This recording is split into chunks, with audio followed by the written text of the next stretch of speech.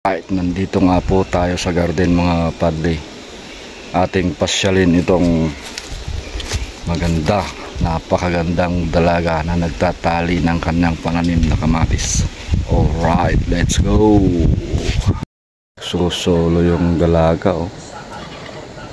Yan ang igorota. Number 1 sa kasipagan. Yan.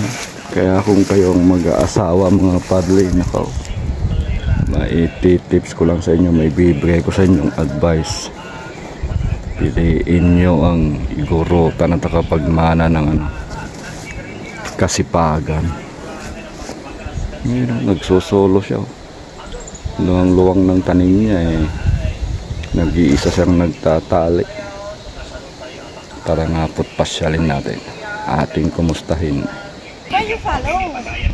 Hi, welcome to the garden of tomatoes. So this is the Avatar and Diamante. Ayan, oh.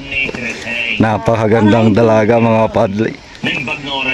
Ma'am, kumusta po kayo? Ano pong tinatalian yung pananim? Kamatis, and we are very happy kasi nasa stage na sila ng pagtatali. Stage ng pagsasabong, pamumulaklak.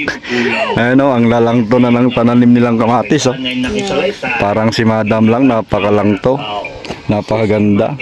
Thank you. So, ito mga padli.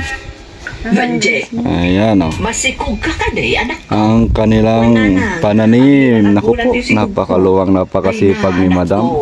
Huston day ta pa nagsiksik. Maswerte ang mapapangasawa ni Madam, mga padli. Ayan, oh. Sangka pa. Ganyan kasipag ang mga igorota mga padli. Kaya advice ko lang sa inyo, ha. Piliin nyo ng mabuti ang mga papakasalan nyo. Saan ka na makisinsi na iti amaday ta si Kugmo? Ganda ng pananim. Asino kumamot ngayon kung mayat ang makisinsi na? Nasaya at ti asawa na lang. No kumata pinilim tinakidon na am. Diba? Di saan ka kumanakisin na itinamiddo adaras? Ay, saan ko nabasun day tananang? Tadida mo't ipakita ti... Ayan, oh. Diba? Namumulaklak na siya. Ganda ng kanyang mga bulaklak. Sana lang magtuloy-tuloy ang kagandahan nitong pananim para naman may kapalit ang pagod at pawis ng mga nagtanim. Makikita nyo doon sa bandang taas, ano na siya kasi nauna siyang abunuhan, kaya nauna rin siyang lumago ng husto.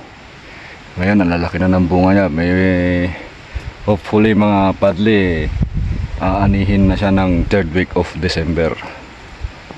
Sana lang, yung presyo na ngayon naku, kung check nyo yung presyo ng kamatis sa merkado, naku po, talaga namang tutulo ang laway nyo. Napakaganda ng presyo. 90 to 150. Ngayon, 90 to 150 daw.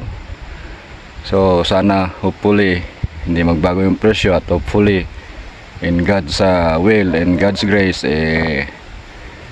maganda ang kalalabasan nitong pananim na kamatis. Alright.